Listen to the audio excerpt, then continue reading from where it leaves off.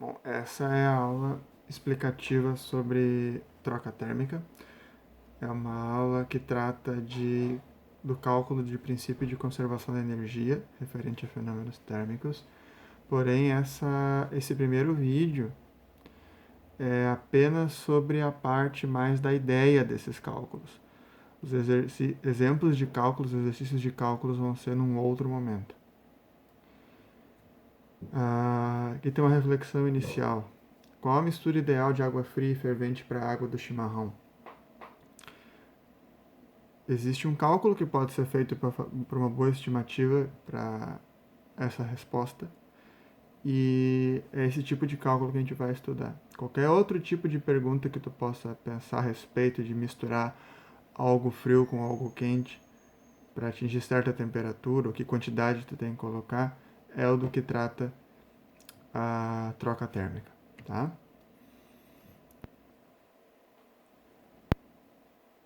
Nem todo processo, porém, depende da temperatura, como a gente vai ver, tá? Ah, existe o processo de mudança de estado físico, que não depende da temperatura, tá?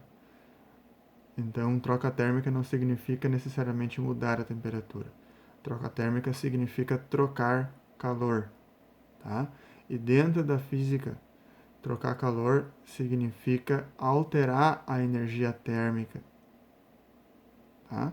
E isso sempre vai acabar passando do corpo em geral mais quente do mais frio, naturalmente, tá? Isso, como a gente sabe, meio óbvio, mas é o que acontece, tá? Calor, então, não está restrito a algo que esteja em coisas que nós consideramos quentes. Calor em física não é isso. Calor é o nome. Muitos ainda julgam que esse é um péssimo nome, mas é o nome que ainda é usado.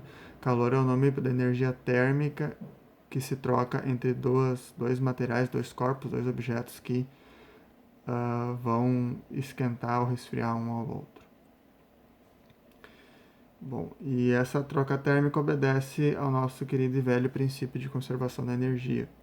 Porém, para situações térmicas, a gente leva em conta algumas ideias novas, por assim dizer, tá?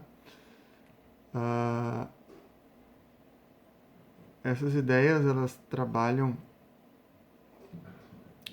com o fato de que sistemas reais são muito complexos, tá? O mundo real é muito complexo, então a gente vai usar esses termos para poder pensar situações hipotéticas que são mais simplificadas, mas que, apesar de simplificadas, às vezes, ainda assim, muitas vezes são boas estimativas do mundo real. Então, a primeira ideia é corpo. Corpo é uma porção de matéria, tá? Que está praticamente toda a mesma temperatura, beleza? Sistema é um conjunto de corpos que vai trocar calor entre si.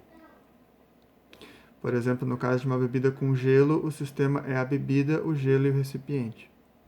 Tá? Poderia também ser considerado o ar no entorno dele, né? E a mesa onde é que está a bebida, por exemplo. Agora, sistema fechado é a situação hipotética de que um sistema não troca calor com o ambiente.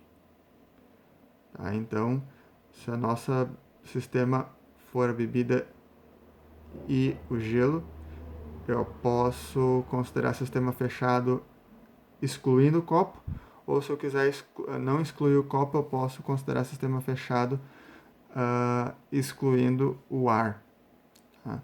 Isso é uma boa aproximação em alguns casos, tá? Porque o ar é um bom isolante térmico. Não é uma boa aproximação para situações em que a temperatura é muito elevada, mas em muitas situações é só o que a gente pode fazer, é usar sistema fechado ignorando o ar, mesa e entorno. E equilíbrio térmico é a condição de que todo o sistema está na mesma temperatura. Então, o que tinha para esquentar, esquentou, o que tinha para esfriar, esfriou e está todo mundo na mesma temperatura. Tá? Nessa situação, vai ter interrupção da troca natural de calor. Por mais que ainda esteja mais quente que o ambiente, se a gente vai considerar um sistema fechado, né, que não vai trocar calor com o ambiente, por mais que o equilíbrio se tenha dado numa temperatura diferente da do ambiente, ou seja, não esteja em equilíbrio com o ambiente. Se o sistema fechado em si está em equilíbrio, bom, vai parar de trocar calor entre os corpos dentro do sistema.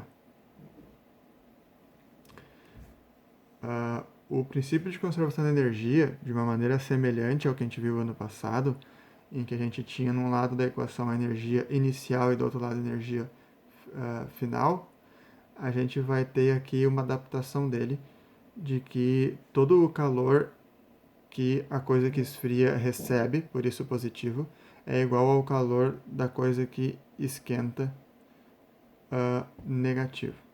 Tá? Veja que tanto faz já que eu coloco o sinal, tá? Porque, enfim, eu posso passar esse menos 1 para o outro lado dividindo e troco o sinal. Então, o importante é que um lado seja positivo e o outro negativo. Tá? Mas a gente vai ver os cálculos no outro momento. Outra distinção que a gente precisa fazer para a ideia, ideia geral dos cálculos é entre substância e objeto. Que a gente vai distinguir logo mais. Bom, o principal fator que afeta a quantidade de calor entre dois corpos, como eu falei antes, é a variação da temperatura, aliás, que eles vão sofrer. Tá? Então aqui eu tenho esse ΔT, que é a temperatura final menos a temperatura inicial de um dos objetos que vai sofrer calor. De forma prática, a gente pode pensar que quanto mais quente, quanto mais frio, que é uma coisa meio intuitiva, mais energia eles vão transferir entre si. Porém, o que a gente tem que entender é que quando a gente for calcular, o ΔT não é a diferença de temperatura entre os corpos, é a diferença de temperatura que um corpo em especial vai sofrer. Ou seja, vai ter um ΔT para cada um dos corpos que vão alterar a sua temperatura. Tá?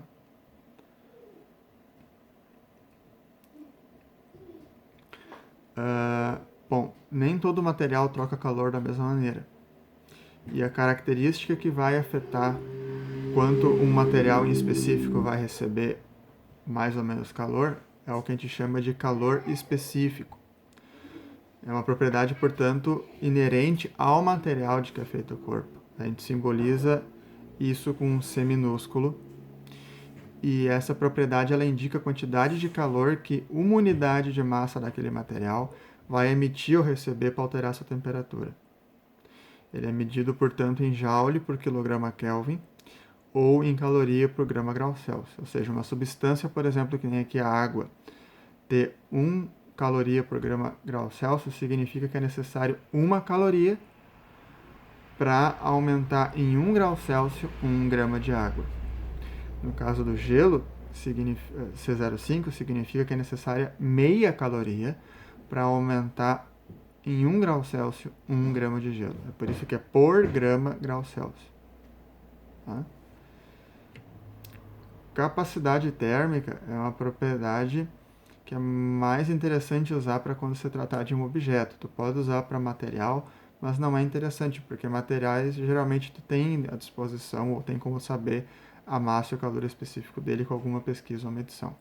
Capacidade térmica é melhor usado para objetos específicos e relativamente complexos, como por exemplo um pote, uma panela, uma tábua, uma pedra, uma garrafa, etc., em que geralmente são feitos de mais de um material, tá? Ou de um material cujo calor específico varia muito. A simbolização da capacidade térmica é um C maiúsculo e ela mede quantidade de energia, ou calor, né, que altera a temperatura em uma unidade. Então a gente tem joule por Kelvin no sistema internacional e caloria por grau Celsius no sistema comum. Outro fator que afeta a troca térmica é a massa de um corpo. Tá? Só que a gente só vai levar em conta a massa, como a gente vai ver, apenas em substâncias. Tá? Não, a gente não vai, por exemplo, catar qual é a massa de uma garrafa térmica. Não, a gente vai só olhar a capacidade térmica dela. Então a massa ela é importante mais num contexto em que, por exemplo, eu tenho uma quantidade de água com uma quantidade de gelo. Tá? Então a massa dos dois é uma informação relevante para saber a quantidade de calor que eles trocam entre si. A gente sabe que uma gotícula de água a 100 graus Celsius não tem poder de queimar a gente, porque é uma quantidade muito pequena de matéria e, portanto, vai passar uma quantidade muito pequena de calor para a gente. Agora, um copo de água fervente é a mesma temperatura da gotícula, mas é uma quantidade muito maior de massa, vai ter uma quantidade muito maior de calor para passar para a gente. Por fim, o quarto fator que pode afetar é se o objeto ou material está mudando de estado físico. Nessa situação, como a gente sabe, a temperatura não varia, mas ainda assim ele pode passar ou absorver calor. E daí a propriedade que define quanto de calor esse material que está fundindo ou congelando, fervendo ou condensando, o nome da propriedade que define isso é calor latente. A gente usa como símbolo o L maiúsculo. Ela informa a energia por unidade de massa, então não depende da temperatura, repito, que uma substância troca quando muda de estado.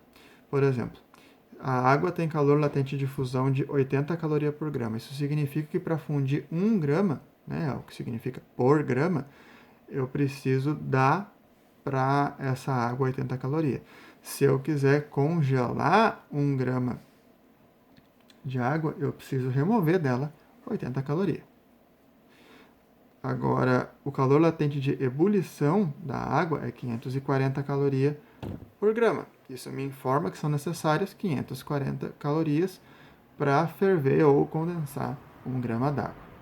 Aqui tem uma tabela com algumas calor latentes de fusão e ebulição de alguns diferentes materiais e a temperatura de fusão e ebulição desses materiais, como a gente vai ver, é necessária para o raciocínio. Tá?